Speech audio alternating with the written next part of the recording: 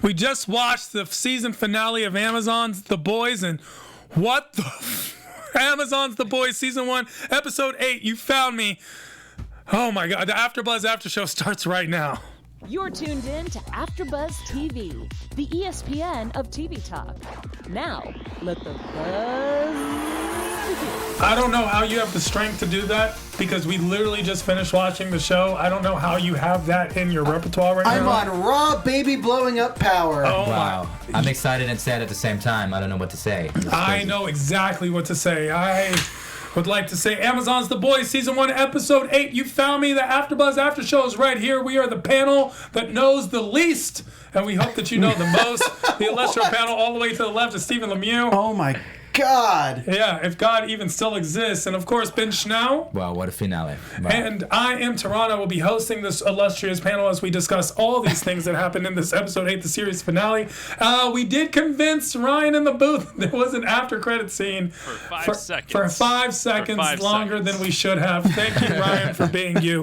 We are going to be breaking down this episode into multiple things. So much happened again. This in an hour and 6 minutes long. Tal fought Syria. We're going to have to talk about that Syria because it sets it all up. Pleasure meeting Mallory. Of course, the meeting with Mallory. A-Train goes shopping. That scene stands on its own and leads to so much more. The boys break up. Hughie and Butcher seem to go their separate ways. The Deep goes, it's Brittany, bitch. We watch him lose it off the deep end. Starlight says hi to Mommy. Mommy doesn't have as many answers as she'd like. Party time. We get to this government-funded gala. Mr. Edgar. Don't forget the Mr. Man, we get to see that guy and everything we hope for. Madeline gets promoted. And then she gets demoted. Homelander gets his sequel. Locked up, won't let me out. Locked up, won't let me out. Yeah, we get the boys being locked up and Hughie to the rescue. Then, of course, Starlight, Starbright. Thanks for that one, Stephen, as she comes to the rescue of all of them. Home invasion or Homelander invasion or whatever you would like to say. Anyway, the baby blows up. Like father, like son. Can't believe that ending. Special segment, which is... What's the worst that could happen? Worst case scenario. Tonight's episode, Nightcrawler. Nightcrawler's worst case scenario. You already know what that is. We have some predictions, news and gossip and more. I don't know where to begin. What were your overall thoughts on this episode, Stephen Lemieux? Man, I called it last episode that the Derman doctor could have been totally lying, that they could be alive somewhere and totally fine. I didn't call the happiest ending because I thought she'd be turned into a super baby machine, but now she's just like... Literally, now it makes sense what he was saying about how the son should have been raised with a mother figure, and that's why he put them together so the mother and the son are together. I was blown away by how they handled the Billy Butcher storyline because now we don't know where they're going with season 2. Billy Butcher is going to have to deal with the fact that his entire plan of vengeance and his entire purpose for living for the past 8 years has been manipulated by Mallory and wasn't true at all.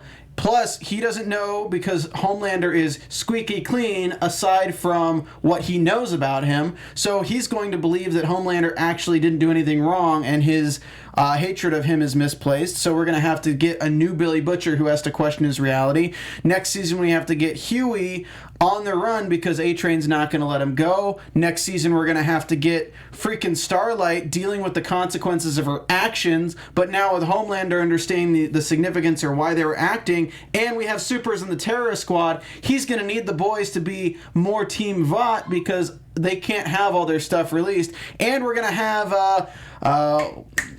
our producer in the booth with his mic unmuted for the rest of the show. So that's how it works. That I wasn't guess me. you did the predictions and you've got it all down. Yeah. Bench now, how do you I feel? mean, that's exactly what I wanted to say, Stephen. Exactly the same thing. But obviously, but I also wanted to say I've never seen so many twists in one episode, to be honest, in my life, in my entire life. That was crazy. I was completely shocked by that, right? Like every 2 minutes, basically, was something happening that I didn't see coming. And the most exciting moment for me was when Homelander comes up to Madeline and is basically telling her that he did that with the Soup terrorists.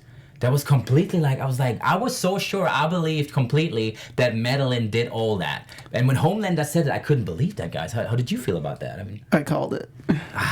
I did call that. I said I don't think Madeline had any idea about it all. Because Homelander was being so secretive by injecting the blue stuff, the V compound into the Asian girl and stuff. And then she's a terrorist. I'm like, okay, it makes sense that him and A-Train were trying to make themselves more viable for the long-term option. Right. Yeah, I didn't see that coming. Well, I was blown away Great by twist, that. though, yeah. It was great. I mean, it was completely unexpected. I didn't see Madeline dying this episode. That's true. And not that graphically. Yeah. Like, that was that was awesome. And unless she comes back as Red Skull, I don't think we're seeing her again. Right. Yeah. Tehran is not a fan of that joke. Yeah, I get it. My overall thoughts of the episode was that it was fantastic. It's everything it promised. The entire season did not disappoint leading up. Sometimes season finales can be a little disappointing. This one definitely leaves you wanting more. There was a lot of information given, and yet a lot of information that's still there waiting for us to find out. We need to know more. Let's get into the first topic of discussion, Syria. Always the first topic of discussion at this table. Always. It's actually what we discuss all the time. So that was a flashback, right? If I'm correct. That was not a flashback. That was exactly what was going on in real time, ending with episode 7, going into episode 8, in which there was a note given that Naqib, the terrorist that could blow himself up and still live. I am the captain now. I am the captain now. Naqib means actually in Arabic, it translates to chief. Roughly, or a person in charge in a way. In Urdu, it actually means something that's verified. So either way they're going with it, the concept is... They're very heavily playing on the conspiracy theories around 9/11. They deal with the plane crash, and now we're dealing with the planting of weapons of mass destruction, basically, in Syria, and planting them, having somebody find them there, and saying, okay, this is a thing now. That's exactly what they did, because there's no way that random factory had Compound V in it. Obviously, Homelander brought that vial up. He just pulled it out of his exactly. It's like planting drugs on a country, basically, is what happened. And it created a need for supers to be in the government because they need to protect us from the global supers that exist. Even though we know behind the scenes, of course, as the audience, that Compound V is a Vought industry creation. I'm really excited for season 2 based on this storyline precisely because Madeline has such a finger on the pulse of Vought and the supers, but because Homelander is not somebody who thinks things through completely, like, now that we know that a super can impregnate a human and have a child, and it doesn't look like there was any kind of miscarriage or the baby clawing her way out, it looks like it was a normal pregnancy that came to term. Now we know that any of those people that were terrorists that he turned into supers can have children and continually propagate the super bloodline in these other countries. So instead of just having a few super terrorists, they have now opened the floodgates for supers to be worldwide. Without thinking it through. It's exactly. a globalization without realizing the consequences of his actions, because we know undoubtedly that Homelander admitted to it being his mastermind, his plan. But he doesn't raise them. That's the difference. Yeah. Madeline raised them, whether it was a great upbringing or not. Madeline had some kind of manipulation on them. They had a whole Vought Industries as a whole. Whether it's Vogelbaum or Madeline or whoever, they knew what they were doing on this side. But Naqib, I think, was made the same way that Kimiko was made. Yeah. He was made as an adult, which Homelander says they had problems with. Very difficult. Yeah. However, the ones that survived, enough survived for it to be a success.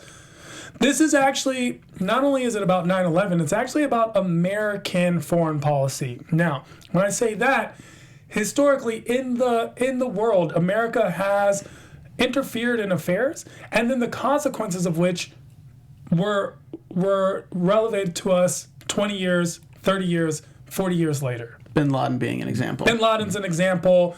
Iran is an example. North Korea is an example. Destabilization of Venezuela and things like that. Is an example. Something where Panama, where we went in, interfered with whatever was going on in order what we thought was the best for our foreign policy, and then created our own enemy. Yeah, it's not supposed to be written as intentional. It's supposed to be written as Homelander has one thing in mind that's going to lead to one thing, but then the ramifications of that are far-reaching, further than he could have ever even expected, which is kind of what the U.S. is dealing with now. I mean, coming back to the storyline, what I like about the ending is because it's the kind of same scenario that Starlight was growing up in. If you think about it for a second, Starlight was growing up with her mom, right? So she's kind of against what the Vought and the Seven always did. So she's kind of normal, but still has superpowers in a way. But she's not the celebrity famous person who's going crazy about it. At the same time, Becca is still alive, raising his kid who has also superpowers. So I'm just predicting season 2 that Homelander has to fight his own son. Well, let's leave predictions for predictions, and let's talk about what's going on in the episode specifically. So let's go to the meeting of Mallory. Thanks, reaction. I like it, though. That was a great reaction from you guys. I appreciate that so much. Homelander, I actually think Homelander's teaming up with his son and going to try to manipulate him, but we'll get into that in predictions. Mallory. We meet Mallory. Yeah. She's looking at birds. Yeah. I love that she says it's either alcoholism or looking at birds. Sure. And she's standing next to the alcoholic, and she's looking, or not, and she's looking at birds. Yeah, vengeance Maeve is the one who went to alcoholism. To glory. It's a one-way ticket to a dead end of looking at effing birds. There are worse ways to spend your retirement in shame of burnt grandkids. Yeah, but do you feel like that there was any kind of like metaphor for these birds? That's the way how they put the dialogue, because it was kind of interesting how they played it out. What's the metaphor that you thought? I mean, it felt a little bit like that she was kind of seeing the future in front of her already in a way, and talking about dead birds or something like that. You know, that's how I felt about it. I don't know about dead birds, but I can see what you mean. If you want to look at it as a metaphor, it could definitely be something like, now that she's out of the game, she's just looking at stuff she'll never reach, and her goal had always been to take down the Supes. But at this point, they're too powerful. They're always just birds out of reach. I thought of it in the way it's a mundane activity, and once you've lost your passion for whatever it is, you fall into this path. We see a lot of people retired. It's the exact same situation as Vogelbaum, where he states, if I had to choose between this, which he had this most beautiful home and all these things to do, if I had to choose between this and 80 hours in the lab, I will always choose 80 hours in the lab. Vogelbaum's dead, right? Like, we're going to assume that? He squeezed the truth out of him. I'm going to assume he's dead. Okay, just double His checking. head is popped somewhere. Once Stillwell's dead, everyone's dead. Yeah. Madeline died in the best of ways. That was crazy. It was the best of times, worst of times. It was not the best of ways. That was a horrific, very graphic way to die. But what I liked about you saw it coming, though. I remember your reaction when he is looking into her eyes. You said before she even died, you said it already. It was really fascinating. I mean, the writers do a great job of letting you know what's going to happen, but teasing you with it so much. Anytime you see... Here's the thing, though. I think I've predicted Homelander killing somebody in every single scene that he's in, though. So if I predict it 100 times, obviously I'll be right one of those 100 times. Not even one. 95 out of 100 times. Homelander has killed a lot of people. I mean, even in Syria, he zapped everyone, including the women and children. Yes. He saves children, but not the Syrian children. Or the Flight 37 children. Let's not forget, it's all about Homelander himself. So meeting Mallory, was Mallory everything you expected her to be? Did you expect her to help? I didn't expect her to help, but I didn't expect her to be as defeated as she was. Because her fire is vengeance, and I think burning her grandkids would have just inspired more vengeance rather than placating to giving up. Because now that her grandkids are dead, what does she have left to live for aside from vengeance? What does she have to live for? Birds. I feel like... Birds. Really. Birds. Yeah, but I think I definitely feel like that she sees Billy as her son in a way, you know, really, she really does. She really cares for him. She loves him, right? I think she just wanted to give him a signal that he shouldn't go for it. Then having Hughie basically in the back too is something. I think that's what she said when he's already out, right? When Billy left already, that she's. What did she say to Hughie at the end? She said vengeance isn't the path to glory. It's a one-way ticket to a dead end of looking at birds. Exactly. Yeah. So that was a good one, actually. I really want to get. I think they were really smart with this season the way they played it, because they could have ramped stuff up and made it gone crazier and crazier and killed more heroes, but leaving it open for A-Train to come back. And only killing Translucent, whose little superpower is to disappear, they had to kill him because otherwise you're going to watch every single scene of this show thinking that he's around. So it was very smart to kill him. But for season 2, we still have all these people we've been introduced to offhandedly that we can still see. Lamplighter we haven't seen. I get it, Stephen. Season 2 is going to be amazing. Yeah.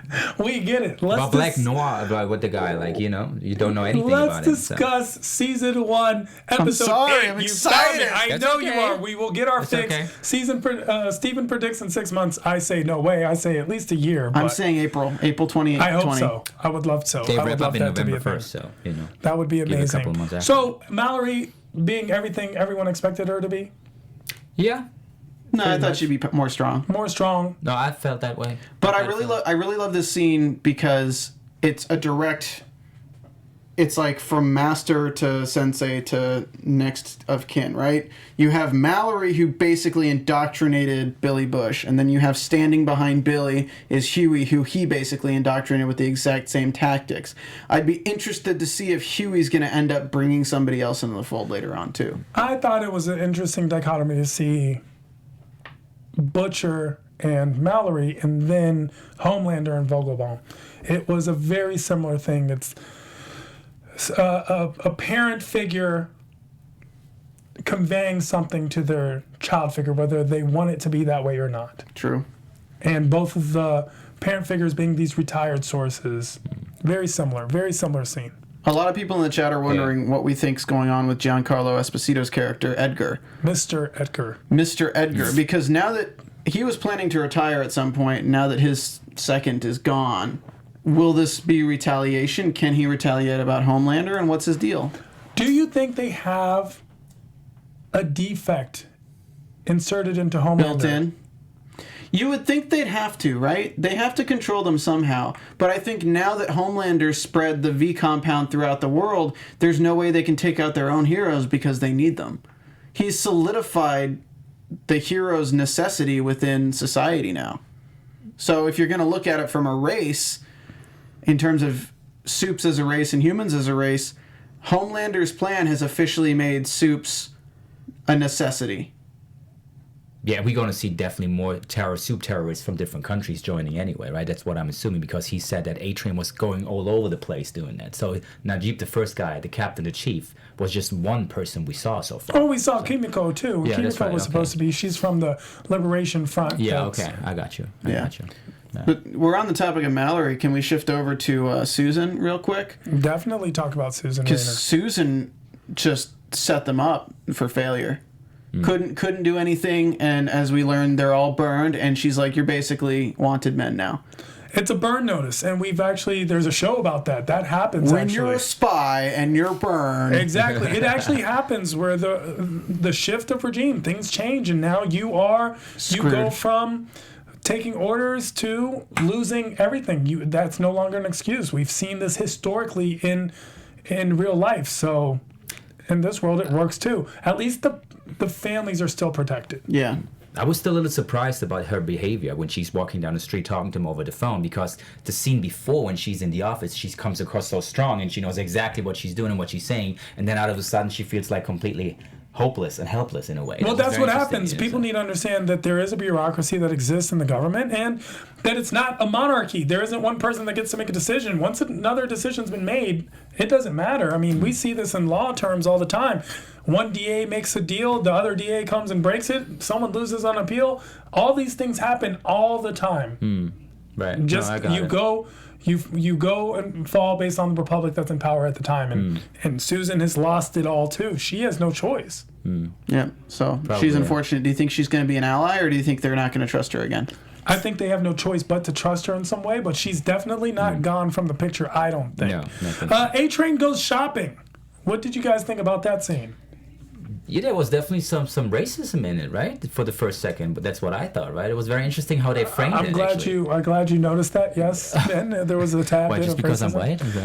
He's no longer the fastest man alive. No, but that was very interesting how they framed it, to be honest, right? So, and it was a very great contrast, I feel like, from, racism in a way, like this is like the black person in a shop trying to steal something, from, oh my God, no, he's still a celebrity, so it doesn't matter if he's black or not, right? Now he's just a celebrity, a famous guy. guy, you know. And it was interesting how they basically shot the scene and the dialogue to basically make everyone understand how the world today is even working, if you think about it for a second. You know? I mean, I thought it was a brilliant scene for a multitude of reasons. For sure. One of the reasons is that this really happens to people. And there's lots of videos on YouTube showing that this happens to people. For sure. And it doesn't, like a lot of people like to make the excuse for racism that it's like, well, they were dressed this way or whatever like that. And it's like, it doesn't matter how they're dressed. It happens if you're dressed in a 3-piece suit and you're black. Like, it happens.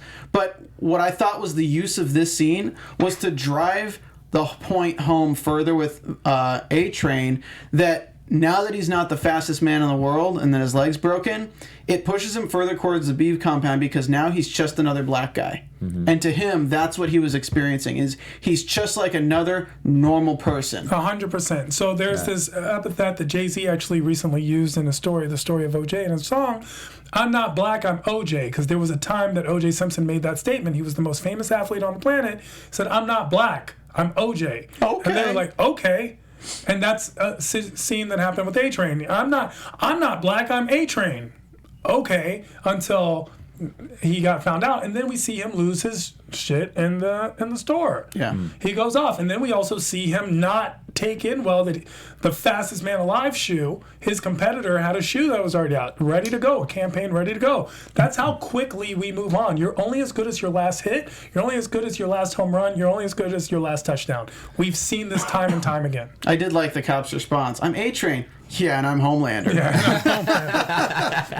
He did have it ready, but that A-Train, that scene directly leads him into the Compound V scene where he's now forcing his body to heal. He takes Compound V. His leg is healed. It feels like when I had my ACL torn, he had the knee brace on, and now he's training. Yeah, and he's training. Literally training. Yeah, with it's the a train. Literally. And his brother's like, I can't see you do this to yourself. And he goes off on his brother like a druggie would. Yeah, he goes off on his brother. Like an addict would. We end the episode with him having a heart attack, and he's going to be saved. There's no way they're going to kill him like that. Yeah. But I think it's great because we now have lots of cell phone videos of A-Train from this store, and now the first time the news comes out that he's in the hospital for a heart attack, those are the videos they're going to use to show on the news. So it's going to open up the storyline next season and give him... Honestly, I think it's giving him a redemption arc, which is interesting to me. I think it's smart of the writers. No, I get it. It's cool. I like it. I really like the storyline in general, so I think the last episode really nailed it. Seriously. Yeah, and of course we're going to talk about A-Train and his confrontation with Starlight on its own because it has something, even though it connects to this, it's separate at the end. We want to know what you guys think at home, each and every one of you. Of course, you guys are, if not as much, more so a part of this panel than all of us. We appreciate you for commenting below and sharing your thoughts. Yeah, a lot of people in chat are giving it a 7 to a 9.1. People are rating that. That's it? This is a 10. I think so, too. 10. Yeah, this show killed it. I'm not just saying that. This show is a 10. I mean, it's no Gifted. Don't do that again. That's actually more offensive than what the cop did to A-Train. This show is honestly the best. To me, it's the best comic book show that has ever come out. If you disagree, we'd love to hear from you in the comments below. If you're listening to us on iTunes, make sure to give us that 5 stars and leave a comment. Yeah, hit that thumbs up, guys, if you're watching on YouTube, and make sure, because we're going to be covering the Watchmen after show here, too. Not us, possibly, but it's AfterBuzz will be. It's us. I'll be on it. Let's be real. We got a 10. Someone said there we go. Let's be real. I'll be on it. We're going to cover the Watchmen. We're definitely going to talk about it. All right, so let's move on. Do you want to talk about Deep? Because he's kind of unrelated to stuff. Let's get into the Deep. The Deep goes into its Britney bitch moment. You see him. Guys, he goes off the deep end. I like both. That's all I needed to say. Well, the shaving the head, he's clearly has this illusion that he'll be back in it, back on it. He's going to make a comeback. It's a brand. He's going to New York. Yeah. He's going to New York. I think he's becoming a villain. You're going to be? He's turning around. He's going to go against Homelander and the savior of Sandusky. The savior. No. The best part is the boys in marketing have created a primo tag for you. The savior of Sandusky. So I actually like that. I didn't think about that. Do you think he's going bad? Do you think he's going to go against Vought? I think he definitely. Yeah, for sure.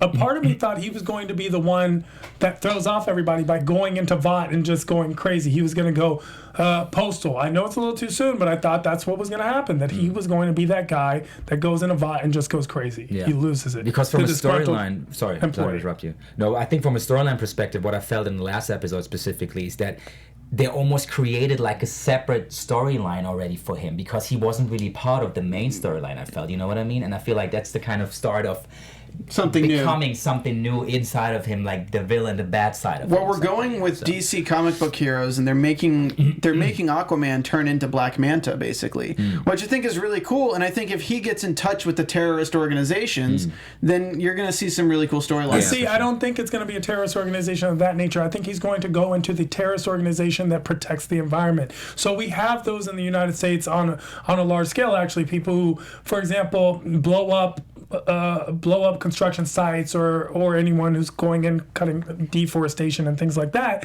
I think he goes into that field, especially in the marina arena. Good call. I like that. Yeah, I think that's where he's going. He will be the savior. Green War. Because we'll see him. We saw him try to save the lobster.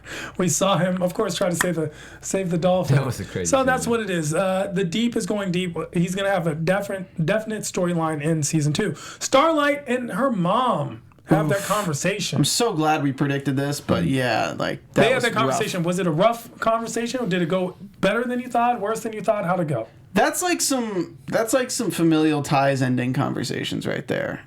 And I don't know if she's ever gonna like forgive her mom for what she did, especially now that we know her dad disappeared. He walked away. But at what point does Vought Industries say he knows about this? He doesn't agree with it. We just have to make him disappear. Publicity. Even last episode when they said the marketing guy got terminated, I was like, they killed that guy. Basically, that's how I felt about every single time. Decorator. Set design guy. Yeah. So was it rough? Yeah, no, I mean, I saw this conversation coming. I think that was a typical scene between like a daughter who's experiencing or basically exploring something that she didn't know about and then confronting the mom. She finds out she's adopted, basically. Yeah, pretty much. Exactly, pretty much. What I just thought about is like, that means the mom, when she was a baby, the mom got in touch with Vought International, right? I think Vought sent out invitations to certain people at a certain time. That's actually a very normal thing. For all we know, Starlight could have been a troubled pregnancy, and that's who they were reaching out to. Yeah. I mean, they reached out to parents in some way. We get that actually now when they're testing. Actually, one of the ones that they do now, especially overseas, stem cells.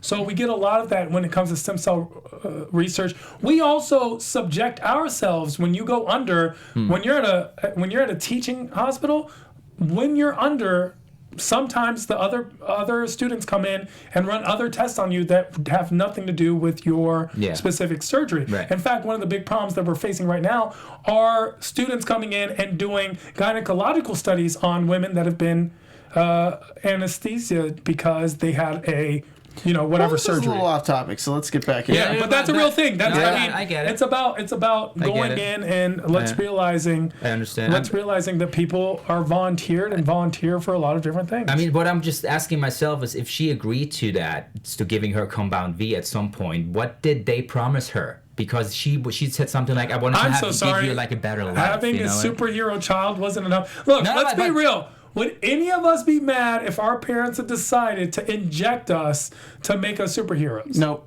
No, of course not. But I feel like that's not what they promised her. I mean, you would have been mad if you died from it, but when you live... Yeah, I think she saw it, but I think she meant something from a different perspective. Here's the perspective, right? Take all the bad stuff Kanye West has done, but just take his fame and his celebrity and say, I can make your kid the next Kanye West in 23 years. Do you want to do that, or do you want your kid to grow up normal? Like, that's kind of the same kind of decision that the mom's faced with in this that she made. And she wanted her daughter to have everything she'd ever wanted. She was the stage mom to the super stage mom, I guess. And, I think that what's weird to me is that it would have made more sense to be honest about it as opposed to hide the fact. But I guess Vought Industries is so sold on their God's gift. I mean, that's a big thing. I could see that. So that means just to basically end that up very quickly. That also means to me right now personally that the application process that she had to go through, right? The Annie, that was basically all made up. So even that the mom was so happy about it, she actually knew already that they're going to take her because it was all lined up for so many years. You know I don't know if it was lined up for so many years, but I think the mom definitely made it happen. Okay, yeah, I can see that too. Because that would make sense with the rest of the storyline then. Okay, gotcha. All right. Well, we'll see. I mean, it definitely was a conversation to be had. The boys break up. They have a conversation that's been coming to a head. Hughie, of course, Butcher says, Hughie, you're with me. They go. They see that the other guys are clearly burnt, so they keep driving. Ooh. Butcher wants to finish the mission, and Hughie says no. We have to go back and save them. And if Butcher's going to drag everyone down, then he's out. Yeah. And he gets left behind. But then Hughie mans up. I think that was a big scene. That he's going against Butcher, which was the first time in 8 episodes that he does that. It reminds me of Starlight saying no to Stillwell. A little bit. Pretty much, yeah. Exactly. They're on a very similar path, which of course comes to a head at the end of this episode. For sure, yeah. That was powerful. Yeah. What do you think of his plan to get them out? I think it was haphazard, but it worked, so I can't say anything. I mean, I don't know if I would have gone in there with just, hey, I have a steel thing in my mouth. Let's see if you can pick anything. You said you can unlock anything with the metal wire here. I'm surprised we haven't gotten more of what's-her-face, the girlfriend of Frenchie. Kimiko. Not Kimiko.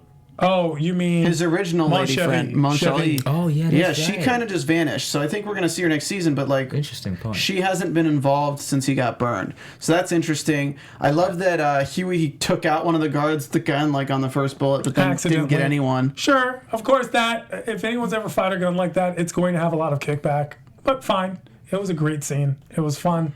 That makes him so personal, you know. That's what I like about this character so much. He's growing so much over the last 8 episodes, but he's still this kind of amateur kind of guy, you know, not really sure what he's doing, but he does it anyway because he feels it's right. But he's doing it, and I like that, you know. Doing it. But he's doing it. All right, let's talk about the boys being locked up. So the boys are locked up. They're having that conversation, and they're in there, and you realize that Frenchie loves Kimiko. He really does. Yeah, right? for sure. He's in love with her. He sees something in her that he sees in himself and finds this kindred spirit. He took a bullet like a champ, too. He did. Oh, yeah. He took it. And it was almost for her. He was staring at her while I was wondering, where are the rest of the guards? And then pop. And it's like, oh, there are more guards. Yeah, and we obviously don't see where they go at the end, but they get away to go to whatever hideout they're going to find. So Kimiko's back in the game. And what I also like about the whole show is that they really pay attention to detail. Do you remember the scene where she's basically doing her nails? Mm-hmm. And then all of a sudden when she's under the car, you still see a shot of the nails dirty now, which is a great contrast, I feel, right? See what she was about to change. She was ready to maybe change everything about her. She even tried to speak. And then she basically got back to the old one, in a way. That's how it felt to me. Just when I thought I was exactly. out, they pulled me back. That was a great metaphor. It's like when you take a bite of a donut and your hands are all sticky, so you wash your hands, but then you go take another bite of the donut. So, we get them in the lockup, and of course, Hughie comes to save them. And they're trying to get away. They try to get away. They're on their way. A-Train shows up. Why did A-Train show up? Who called him? I just wanted to be here. Yeah. I'm just trying to train it. I'm training. Man, they make him a cracky real quick, don't they? Real quick. I mean, I will say this. Look, as much as I like the show, let's not act like they're not sticking to some stereotypical diatribes of people. The Arabs are the terrorists, the black guy's a druggie and an athlete. I mean, let's simmer down a little. Let's get a little more diversity in next one where, you know, the Asian girl just knows kung fu all of a sudden. I mean, I'm going to avoid commenting on this stereotype montage. Yeah, it is. It's so interesting. So here A-Train shows up. How did A-Train even know to show up? Good point. He's tied in. He's tied in because of Homelander. He's tied in because and they say it when Billy talks to Hugh. It's like, yeah, it's probably just cronies working for Vought. So I'm pretty sure A-Train and Homelander are very up to date on everything going on with these things. Plus, like, A-Train's got nothing better to do. He just pissed off his brother. He was training with a train. His leg is totally messed up, so he's consistently taking this V compound to deal with the pain. Like, I don't know if you saw, but his superpower isn't healing, and his femur was snapped in half. Snap. Yeah, and I also feel they specifically track Starlight for a while already. I think they I know don't know where if she there's is. tracking You know Starlight what I mean? because then they would have seen the scene with Starlight and Hughie at the church. True. They're not following true. her as closely as they should be, actually. Actually, I was wondering, why are they not following her after she's been, a good implicated point. in a That's a valid situation? Why are they not following and keeping tabs on her the way they are on what it seems like the rest of the team? I think because Homelander didn't want them to. Because Homelander wants to hold Maeve accountable because he said she's your thing now. And now that Maeve's failed and Starlight's done something against them, Homelander has more power over Maeve. And also, Homelander never released to Stillwell what was going on. Obviously, we see him hiding the fact that he created terrorist supers across the world, and he hides the fact that Hughie and the boys are a group that are trying to take them down. Huey Lewis and the boys. Huey, Lewis, and the news. So we get this whole concept of a party. We get this congressional party. We see Starlight act a certain way. Why was she acting like that? Was she told to act like that? Well, let's back it up because we were still talking about A-Train, and we got a great picture up when we were talking about this. What do you think of Hugh's decision to try to save him and have Starlight save him?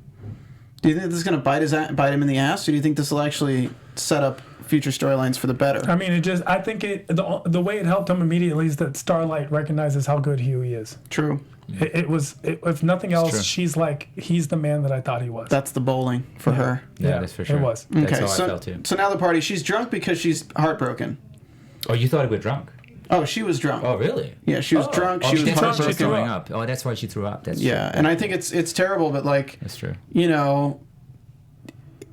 You get heartbroken. It feels good to like have somebody be attracted to you and have somebody like paying attention to you. Yeah. Sure. But she couldn't go through with it because obviously, regardless of everything, what he said still struck a chord with her. And then of all people, Maeve is the one who inspired her to go save them. Yeah.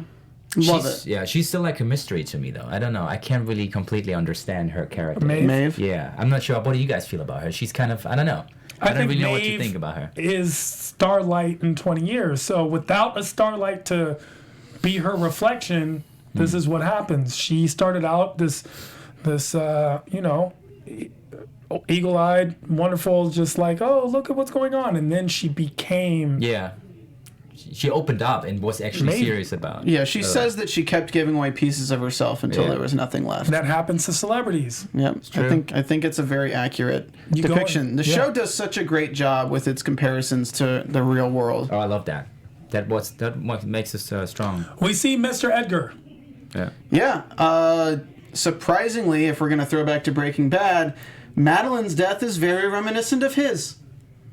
You see the skull and then an explosion. Strong and an explosion, yeah. And it's Mr. Edgar. I'm happy. I'm glad that he's the cast. Yeah, because it's strong. He's amazing.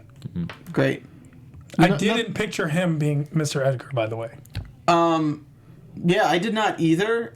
I personally believe that he's the mastermind behind all the supers and everything like that. Madeline is the manipulation, but he's the mastermind. Yeah, Madeline's definitely the help. Yeah. She bows down to Mr. Edgar. Mr. Edgar's sighting was, even in a way, scarier than seeing Homelander. They all respect Mr. Edgar. Even Homelander doesn't go to Mr. Edgar. He'll go to Vogelbaum, who he was afraid of a little, but then took control. He'll go to Stillwell, but does not. I'm going to think that Mr. Edgar's right-hand person we're going to meet is the shapeshifter that we saw earlier. I think that'd be a strong partnership.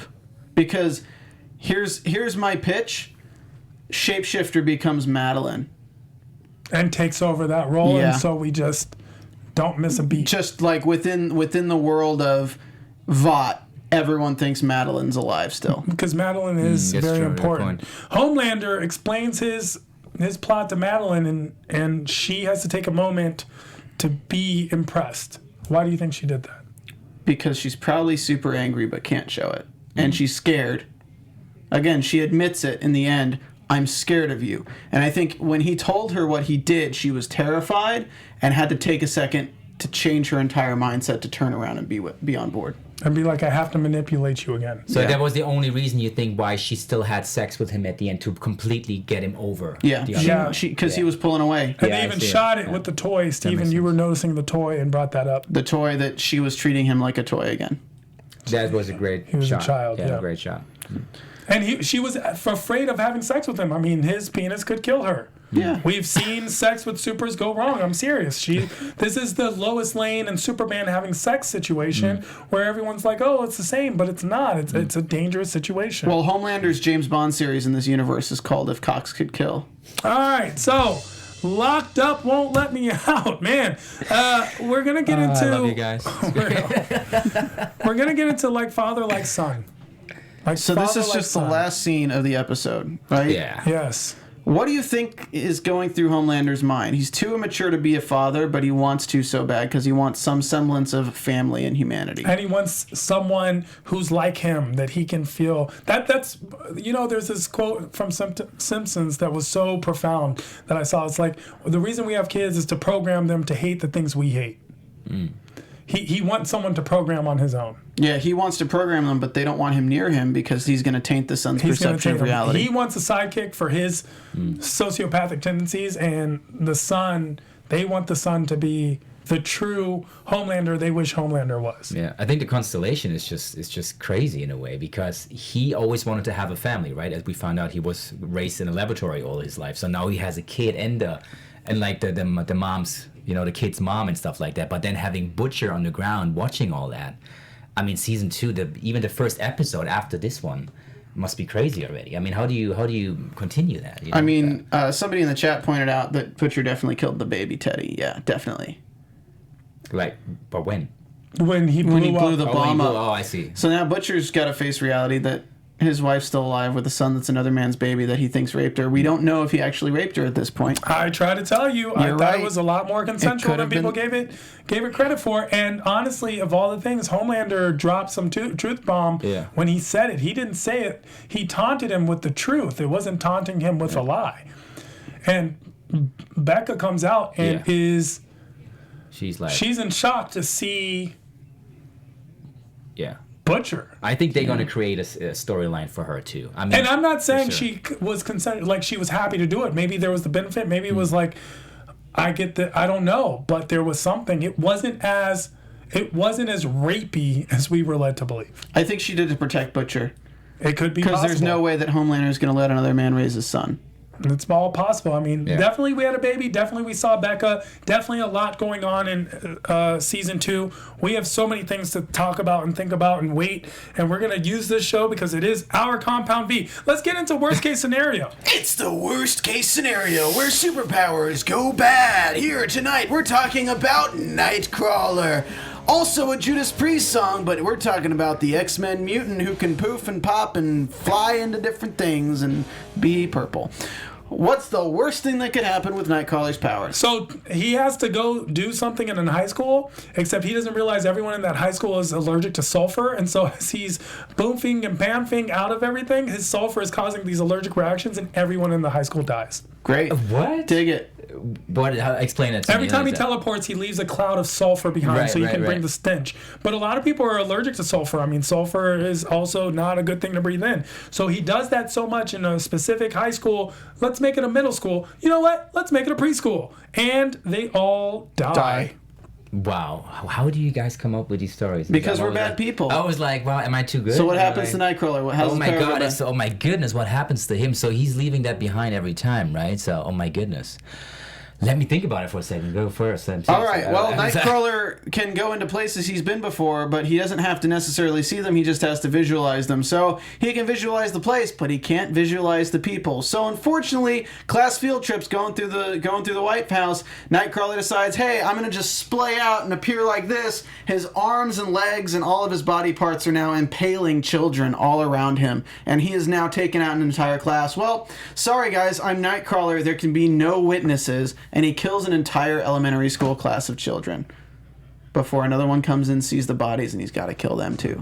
Wow, where am I? Indigo scan, bro. Where am I? Guys, I can't even think about I think you're speechless. I think that's our time. Wow. That's our time. Guess what, guys? God. If you would like, Collider has an amazing article from Eric Kripke, the showrunner, who did big things with this. Shout out to you, buddy. And it explains the season 1 cliffhanger, and it breaks it all down. Please go check out that article. It is wonderful. Let's get into some quick predictions. Stephen Lemieux. AfterBuzz TV prediction. I predict an April 1st rollout for season 2, and I predict that we'll be back here covering it because this show is fucking awesome. I get one F word a show. This is that one. That was it. That was it. Ben Schnau. Okay, my prediction, I said it already at the beginning. I feel that Homelander is going to fight his own son. My prediction is going to be that Hughie and Starlight get pregnant too. Woo! Yeah, I said Good it. one. We'll find Good one. out in season 2. Until then, where can people find you if you want to be found? Stephen Lemieux. At Stephen Lemieux on Twitter, and producing Maria Menounos' podcast every single Monday called Better Together, where you too can get better alongside us. That's why it's called Better Together. Ben Schnau. Oh, yeah, you can find me on Instagram under @Benjamin Schnau, SCHNAU, also on Facebook, Benjamin Schnau. And I'm also hosting and co-hosting Bring the Funny every Tuesday at 9 p.m. Check it out. That's at 9. And my name is Tehran, and I am Tehran all across the board. IAMTEHRAN. Find me in a bathrobe hosting and paneling on a slew of other AfterBuzz after shows, because your favorite TV shows are my favorite TV shows too. Until the next time you see us hosting, and the next time Amazon's The Boys come back, we will see you. Bye.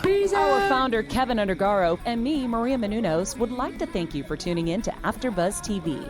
Remember, we're not just the first, we're the biggest in the world, and we're the only destination for all your favorite TV shows. Whatever you crave, we've got it. So go to AfterBuzzTV.com and check out our lineup. Buzz you later. The views expressed herein are those of the hosts only and do not necessarily reflect the views of AfterBuzz TV or its owners or principals.